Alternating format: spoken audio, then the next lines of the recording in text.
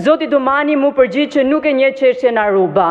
Të gjitha mediat ndërkombëtare po flasin për përgjimet antimafjes italiane, për çështjen Aruba. Pas atij takimi, kryeministri me firmën e tij ka bërë realitet angazhime të ndërmarra përmes lëshimit të lejeve për investime që synonin pastrimet e parave. Si ka mundësi që SPAK-u nuk verifikon rolin e kryeministrit në skemën e pastrimit të parave të karteleve dhe thot që nuk e njeh si çështje. Kjo pra është kapja e drejtësisë dhe zoti Dumani që nuk guxon të veprojë ndaj ministrave, dhe aq më pak kur përmendet kryeministri. Faleminderit. Faleminderit, zoti Kolliçi. Zoti kryetar, do doja që drejtuesi i prokurorisë posaçme të qëndronte në kuvend për të dëgjuar edhe komentet e deputetëve të opozitës, e përmendi disa herë çështjen e afateve procedurale, dhe me që e ka merak çështjen e afateve procedurale, e rikujtojmë që dosja e inceneratorit Tiranës ka tejkaluar tashmë vitin e 5 të hetimeve paraprake. Me që flasim për afate procedurale, është një precedent i tmerrshëm i kapjes së prokurorisë posaçme dhe mos hetimit të kësaj çështje, që është një çështje korruptive e gjithpranuar botërisht tashmë, e cila ka një kleçk. Ka këtë dokument, bonusin 8% pikëve të firmosur nga kryeministri piktor Edi Rama, një ndër të paktat firma që ka firmosur vetë Edi Rama, ku i ka hapur rrugën këtij koncesionin një moment që kompania që fitoi kontratën nuk ekzistonte. Kjo është arsyeja sepse nuk hetohet kjo dosje dhe kjo është arsyeja sepse luhet me afate procedurale. E ndërkohë për afate procedurale është një tender sot në kesh që po zhvillohet për blerje transformatorësh, që nëse këta shkojnë dhe hetojnë ditën e sotme ta nisin kryesisht këtë hetim që unë po ju them, do të zbulojnë që ai tender me një vlerë prej 700.000 euro, nëse shkon një qytetar i zakonshëm për të blerë transformatorët me çmim tregu, i blen me 1/10 me vetëm 70.000 euro. Ndërkohë, u përmend tu fondet e IPARD-it dhe raporti Olafit, mjafton t'i kujtojmë se këtë vit shteti grek nxorri raportin e Olafit dhe arrestoi 37 zyrtar. Ndërkohë në shtetin shqiptar ka 2 vite që ka dalë ky raport dhe nuk lëviz as majën e gishtit prokuroria posaçme.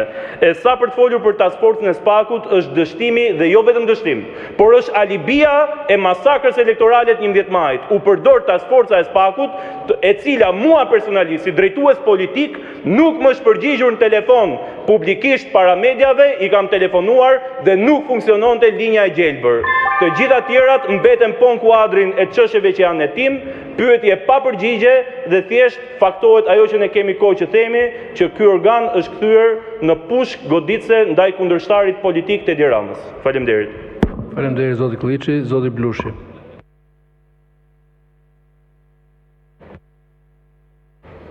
Në fakt, nuk pata asnjë surprizë nga përgjigjet e cunguara të drejtuesit të SPAK-ut, sepse qëllimisht edhe leximi i pyetjeve ishte i cunguar.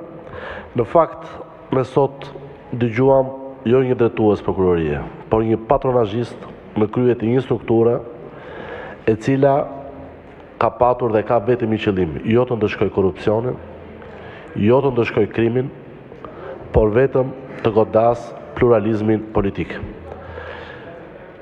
Është bërë gati më shumë se një vit që presidenti i Partisë së Lirisë, ish kryetari këtij kuvendi, ish presidenti i Republikës, ish kryeministër, ndodhet në izolim ekstrem i rrëmbyer në mënyrë kriminale për llogaritë e Edi Ramës dhe qëndron në izolim ekstrem politik pa asnjë fakt dhe pa asnjë provë penale. Meqense drejtuesi SPAK na sfidoi sot gjithëve duke na kujtuar se prova është vija e kuqe mbi të cilën udhëhiqet ky institucion, unë po përsëris dhe po i ripublikoj 2 dokumenta që ja tregova dhe në komisionin e ligjeve. Është firma e Edi Ramës, që i dha 8% bonusit kompanisë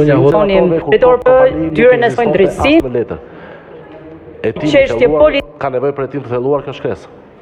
Dhe firma e Erion Veliajt, i cili ka zhytur për 30 vite në borxh qytetarët e Tiranës për një shërbim që nuk kryet.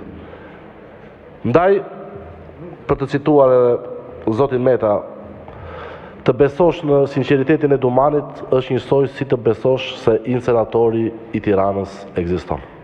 Faleminderit. Faleminderit, zoti Baçi, zoti Luan Baçi. Po. Në këto 2 minuta do doja ta shfrytëzoja në fakt patjetër vjen nga për 2 pyetje të fundit që zoti Dumani i ngatroi prapë aty për të përgjigjur, por nuk ndërhyra në moment çështje etike, se do duket sikur e bënim qëllimisht, ku i adresoja pyetje për rastet e presioneve që kanë pasur komisionerët e Partisë Demokratike një ditë përpara zgjedhjeve datës 11 maj dhe një pjesë e tyre janë larguar pa dhënë arsye, nuk janë paraqitur dhe jemi vënë në vështirësi për të gjetur komisionerët, dhe doja të dija a ka pasur informacion nga task forca e tij dhe a ka hetim në këto raste, si dhe për emerimet pa kriter në shkeljet ligjit janë bërë në Alpetrol, në Bashki dhe në shumë institucione të tjera para fushatës, dhe duke shfrytëzuar akoma këto minutat të vlefshme që na jepni ju zoti kryetar, do të bëja edhe një denoncim tjetër që kam bërë në datën 11 maj, ditën e zgjedhjeve, ku në qendrën e votimit 31-34 fraksion 1, kur është hapur kutia e votimit, janë gjetur 47 fletë votimi, kur në proces verbal kanë ekzistuar 547 fletë votimi. Dhe këto 47 fletë votimi janë vënë në dispozicion të qendrës votimit, me një urdhër të KQZ-s janë marrë 150 fletë votimi nga kuti tjetër votimi, nga kutia e votimit në mos gaboj 31-34 fraksion 1 dhe 31-35 fraksion 00, dhe janë bashkangjitur 2 kuti së parë që ka 47 fletë votimi. I bëj thirrje zoti Dumani dhe prokurorisë posaçme, besoj se stafi që ashtu duhet ja transmetoj, që të filloj hetimet për këtë kuti votimi që ka ardhur me 500 fletë votimi mangët dhe nuk kanë filluar hetim për të. Ku kanë përfunduar 500 fletë e votimit, ekzistojnë proces verbale të firmosura nga komisionerët Partisë Demokratike dhe Partisë Socialiste për të kuti votimi. Faleminderit. Faleminderit zoti Baçi, zoti Sheaj, zoti Agron Sheaj. Faleminderit zoti kryetar. Ky parlament që në 35 vjet ka larguar pothuajse gjysmën e popullsisë, që pronat shqiptarëve nuk ka ktheu. Të rinj vazhdojnë e ikin si në thënjëshin, sot gjeti fajtorin e gjithçkaje. Dumani na paska qenë fajtori dhe ne këtu i bëm një gjyq. Një pjesë e parlamentit hesht sepse ka marrë urdhrin politik ta qepi, dhe pjesa tjetër mendon se fatkeqësia e këtij vendit është Dumani. Kjo nuk na nderon, nuk nderon këtë parlament. Sigurisht do të kishim dashur që kryeministri më i korruptuar që ka patur ndonjëherë Shqipëria të dilte para drejtësisë. Por nuk mund mos të shohim që në 3 vitet e fundit Dumani ka bërë më shumë se ç'ka bërë drejtësia në 35 vitet e fundit. Më thoni kur ka ndodhur që 2 zëvendës kryeministra, 2 të fundit të dilnin para drejtësisë, njëri narrati, tjetra rrezikon të arrestohet shumë shpejt. Kur ka ndodhur që numri 2 kryeministrit në pushtet të shkojnë në burg? Kur ka ndodhur? Jemi të pakënaqur, do doni më shumë.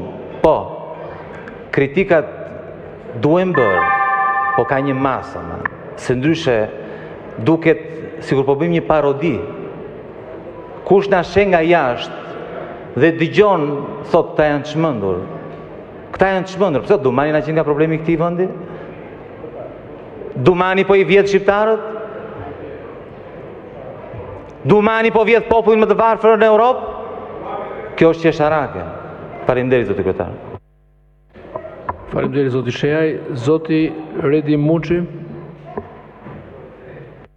Faleminderit zoti kryetar. Në fakt pyetja ime drejtuar zotit Dumani që lidhet